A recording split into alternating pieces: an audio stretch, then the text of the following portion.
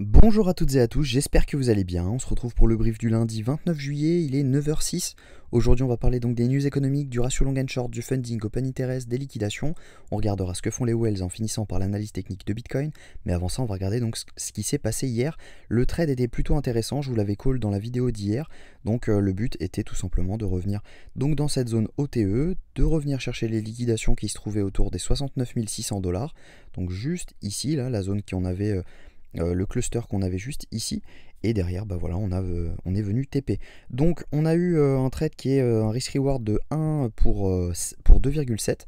donc si jamais vous aviez risqué 10 $, vous auriez gagné 27 $, 100 $, 270 $, 1000 $, 2700 $. Donc plutôt intéressant, c'est un bon risk reward.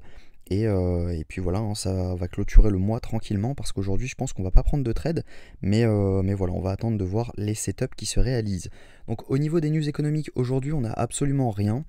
En revanche, mercredi, on va avoir la décision de la Fed sur les taux d'intérêt, et ça va être vraiment impactant étant donné que on a un consensus actuellement qui est à 4,1% de chance que les taux baissent donc mercredi.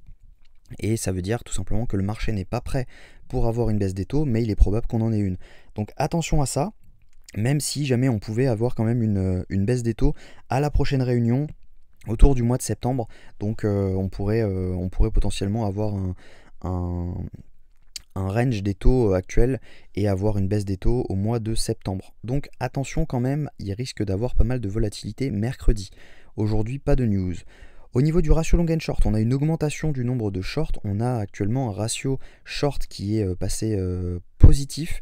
Donc on a 55% de short pour 45% de long. Clairement, ça veut dire qu'on a énormément de liquidations à venir chercher au-dessus. En revanche, attention parce que ce sont souvent sur Binance des leviers de 2, de 3.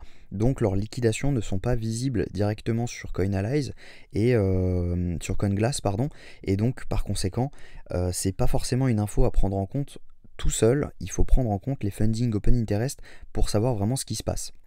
Donc si jamais on regarde ce qui s'est passé hier, on a eu énormément de longs qui se sont ouverts étant donné qu'on voit l'open interest monter avec des funding qui montent également. Donc ça veut dire que tout ici, donc entre 1h50 du matin et 7h35 ce matin, on a eu énormément de longs qui se sont accumulés, donc par conséquent on a énormément de stop loss qui sont en train de s'accumuler juste en dessous. Donc pourquoi pas, si jamais on avait un setup de short, pourquoi pas ouvrir une position de short pour venir chercher tout le monde, et pourquoi pas venir au minimum chercher les 68 000 $ pour d'ailleurs pouvoir soit revenir à 70 000 $ et vraiment pouvoir taper l'ATH, soit tout simplement on pose un top de marché et derrière on peut repartir à la baisse tranquillement. Au niveau des liquidations, on n'a pas grand chose sur les 24 dernières heures, on est vraiment sur du kiff-kiff, on est dans un cluster entre 69 000 et les 70 400 $, donc il est possible qu'on fasse du yo-yo entre les deux. Et donc par conséquent, c'est pas vraiment intéressant de prendre des trades quand le marché est comme ça. On est vraiment sur du 50-50, donc je conseille pas forcément de trader aujourd'hui. Si on regarde ce que font les whales ont vendu ce mouvement, on a eu une prise de profit qui a été faite donc en même temps qu'on a TP autour des 69 600 $. On a les micro whales qui elles continuent d'accumuler pendant que les retails sont toujours dans le déni, ils sont toujours pas prêts à ce que le marché rebondisse, ils sont actuellement en train de stabiliser leur position, donc ne rien acheter, ne rien vendre.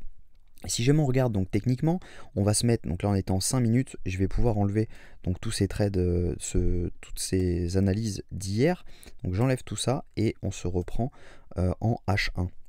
Donc si jamais on regarde en H1, hop, donc je me mets juste là, on voit que voilà, on est actuellement en train de jouer avec les liquidités qui se trouvent ici. On a dépassé la zone ETE, donc clairement on est sur des mouvements haussiers. On a toujours moyen de venir chercher donc cette zone ETE étant donné qu'on n'avait jamais fait de retracement dedans. Donc on a toujours moyen de venir chercher les 65 900 $ à 64 900 $. Mais voilà, on voit que y a des liquidités à prendre juste ici. Si on regarde là, juste là, on a des plus hauts à prendre, donc on n'est pas à l'abri de venir faire une petite mèche autour des 70 200 $ pour derrière pouvoir potentiellement poser un top et derrière si jamais on avait un setup de short, je pense que je le prendrais pour venir target donc cette zone ETE autour des 65 900 $. Mais voilà, pour le moment il se passe pas grand chose, on est en haut de range, donc on va y arriver je pense. On pourrait voilà revenir chercher cette zone violette qui est le haut de notre range, et normalement voilà ça devrait bien se passer, mais voilà, je vous conseille de ne pas trader aujourd'hui parce que tout peut se passer. On peut très bien continuer à up only et derrière pouvoir venir chercher les 72 000 $ pour vraiment mesh et chercher ces equal high.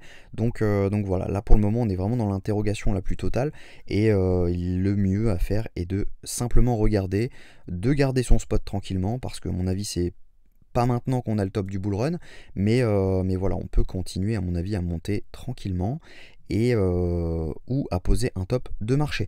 Donc voilà, j'espère que cette vidéo vous a plu. Faites attention à vous, cette semaine on a énormément de news qui vont être impactantes sur le marché, donc voilà, information à ne pas prendre à la légère. On peut très bien revenir autour des 72 900 $, comme tout simplement revenir autour des 65 000 $.